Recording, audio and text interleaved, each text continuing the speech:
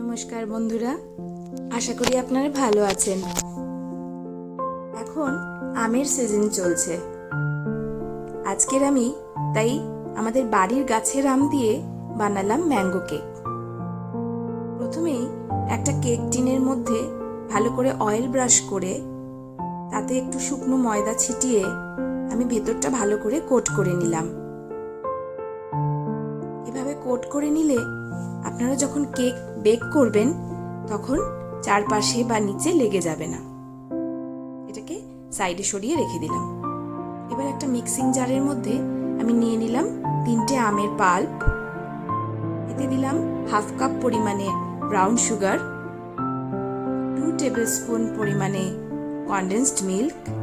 এটা পুরোপুরি optional, condensed মিল্কটা আপনি চাইলে স্কিপ করতে পারেন। এরপর এতে দিয়ে দিলাম হাফ কাপ পরিমাণে মিল্ক পাউডার। এটাও অপশনাল, আপনি চাইলে স্কিপ করতে পারেন। এরপর এতে দিলাম 1 1.5 table spoon baking powder, 1/4 teaspoon baking soda আর 1 পিঞ্চ অফ সল্ট, আর দিয়ে দিলাম হাফ কাপ পরিমাণ ভেজিটেবল অয়েল। এবার দিলাম 1 টেবিল স্পুন ভিনেগার। এবার পুরোটাকে মিক্স করে একটা ব্যাটার তৈরি করে সেটাকে মিক্সিং বোলের মধ্যে নিয়ে নিলাম। এবার একটা স্ট্রেনারের মধ্যে আমি 1.5 কাপ পরিমাণ ময়দা নিয়ে সেটাকে আস্তে আস্তে স্ট্রেন করে 2 ভাগে এটাকে ফোল্ড করতে থাকলাম। একটু একটু করে নিচ্ছি আর একটু একটু করে ফোল্ড করছি। এভাবে করলে একটু সুবিধা হবে। ফোল্ড ততক্ষণই করব যতক্ষণ পুরো ময়দাটা মিশে না যায়।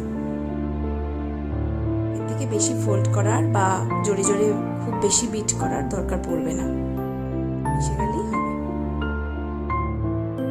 ব্যাস, মোটামুটি রেডি।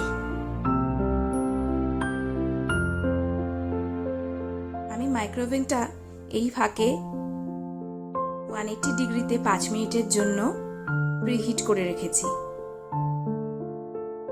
এইবার আমি এই ব্যাটারটাকে আগে থেকে রেডি করে রাখা কেক টিনের মধ্যে ঢেলে নিলাম। পুরো ব্যাটারটা ঢালা হয়ে গেলে পুরো কেক টিনটা ধরে একটু ঠুকে ঠুকে ভেতর থেকে এয়ার বাবলটা বার করে নিলাম। এবার উপর থেকে ছড়িয়ে দিলাম একটু কাজু বাদাম। আগে থেকে প্রিহিট করে রাখা মাইক্রোওভেনে আমি কেক টিনটা ট্রান্সফার করে দিলাম।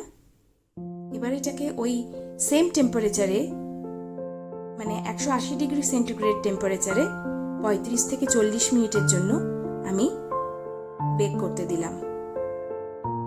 দেখুন, আফটার 35 to 40 মিনিটস আমার কেকটা এরকম দেখতে হয়েছে।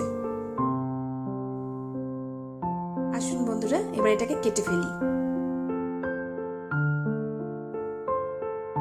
আপনারা আপনাদের মন মতন শেপ বা সাইজে কেক কাটতেই পারেন বা বেকও করতে পারেন।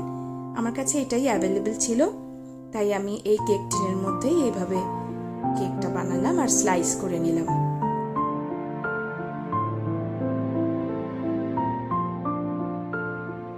আসুন আপনাদের দেখাই কেকটা কতটা নরম হয়েছে। ভীষণই নরম আর ময়েস্ট।